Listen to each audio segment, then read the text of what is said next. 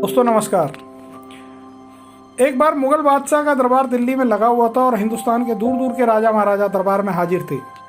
उसी दौरान मुगल बादशाह ने अकड़ते हुए कहा, है कोई हमसे बहादुर इस दुनिया में। इसी बात को मुगल बादशाह ने फिर दोहराया।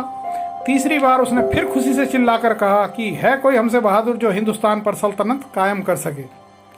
तब जोधपुर के महाराजा रीडमल जी ने कहा, मुगलों में बहादुरी नहीं कुटिलता है, सबसे बहादुर तो राजपूत है। दुनिया में मुगलों ने राजपूतों को आपस में लड़वा कर हिंदुस्तान पर राज किया है। बादशाह का मुंह उतर गया। ऐसा लगा जैसे किसी ने उन्हें चोरी करते हुए रंगे हाथों पकड़ लिया।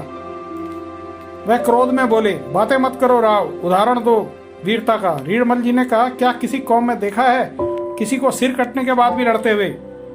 बादशाह बोले, ये तो सुनी हुई बातें हैं, देखा तो किसी ने भी नहीं। रीडमल बोले, इतिहास उठाकर देख लो, कितने वीरों की कहानियां हैं जो सिर कटने के बाद भी लड़ते रहे।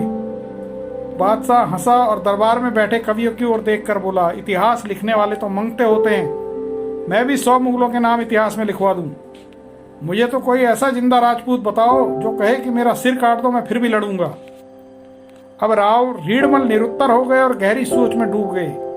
रात को सोचते सोचते अचानक उनको रोहिणी ठिकाने के जागीरदार का ख्याल आया और वे तुरंत उनसे मिलने पहुंच गए।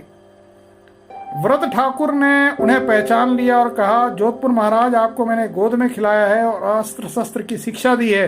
मैं आपको आपकी आवाज से पहचान गया हूँ। हुक्म, आप अंदर पधारो। मैं आपकी रियासत का छोटा सा जागीरदार हूँ, आप मुझे ही बुलवा लेते। तब राव रीडमल ने उनको झुककर प्रणाम किया और बोले, एक समस्या है। बादशाह के दरबार की पूरी कहानी तब उन्हें सुना दी। अब आप ही बताइए कि जीवित योद्धा का कैसे पता चले कि ये लड़ाई में सिर कटने के बाद भी लड़ेगा। तब रोहिणी के जागीरदार व्रत ठाकुर बोले, बस इतनी सी बात है, मेरे दोनों बच्चे सिर कटने के बाद भी लड़ेंगे और आप दोनों को ले जाओ दिल्ली दरबार में, ये आपकी और राजपूतों की लाज जरूर रखेंगे। राव रीडमल को घोर आश्चर्य हुआ कि एक पिता को कितना विश्वास है अपने बच्चों पर।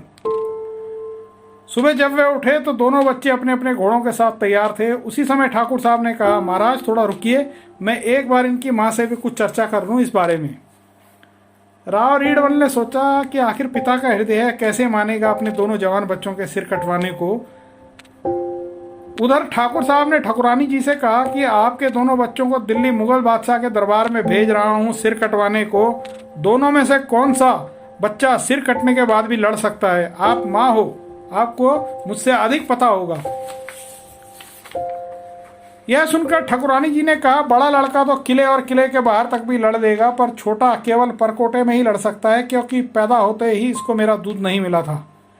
लड़ दोनों ही सकते हैं, आप निश्चिंत होकर भेज दो।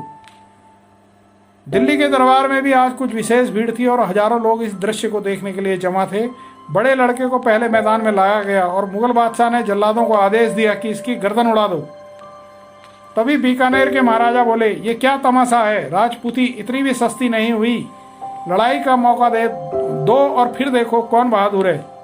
बादशाह ने खुद के सबसे मजबूत और कुशल योद्धा बुलाया और कहा, ये जो घुड़सवार मैदान में खड़ा है इसका सिर काट दो। 20 घुड़सवारों का दल रोहिणी ठाकुर के बड़े लड़के का सिर उतारने को लपका और देखते ही देखते उन 20 घुड़सवारों की लाशें मैदान में बिछ गई। दूसरा दस्ता आगे बढ़ा, उसका भी यही हाल हुआ। मुगलों में अब घबराहट और झुरझुरी फैल गई।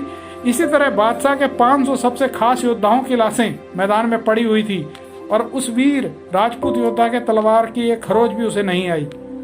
यह देखकर मुगल सेनापति ने कहा कि 500 मुगल बीवियां विधवा कर दी आपकी इस परीक्षा ने। बादशाह सलामत, अब और मत कीजिए हुजूर, इस काफिर को गोली मरवाइए, ये तलवार से नहीं मरेगा। कुटिलता और मक्कारी से भरे मुगलों ने उस वीर के सिर में गोलियां मार दी। सिर के परखच्चे उड़ चुके थे, पर धड़ ने तलवार की मजबूती कम नहीं करी और मुगलों का कत्लेआम खतरनाक रूप से चलता ही रहा। बादशाह ने छोटे भाई को अपने पास निहत्ते बैठा रखा था और यह सोचकर कि यदि ये बड़ा बहादुर निकला तो इस छोटे को मैं अपनी जागीर देकर सेना में भर्ती कर लूंगा। लेकिन जब छोटे ने यह अन्याय देखा तो उसने झपट कर बादशाह की तलवार निकाल ली। उसी समय बादशाह के अंगरक्षकों ने उसकी भी गर्दन काट दी। फिर भी वह छोटा बच्चा धड़ और उसका धड़ तलवार चलाता गया और अंगरक्षकों समेत मुगलों का काल बन गया। बादशाह यह देखकर भागकर कमरे में छुप गया और बाहर मैदान में बड़े भाई और अंदर परकोटे में छोटे भाई का पराक्रम देखते ही बनता था। हजारों की संख्या में मुगल घायल हो चुके थे और मारे जा चुके थे। अभी आगे का कुछ पता नहीं था। बादशाह ने तब चिल्लाकर कहा, अरे कोई रोको इनको। उसी समय एक मौलवी आगे आया और बोला, इन पर शराब छिड़क दो। राजपूतों का ईस्ट कमजोर करना हो तो शराब का उपयोग करो।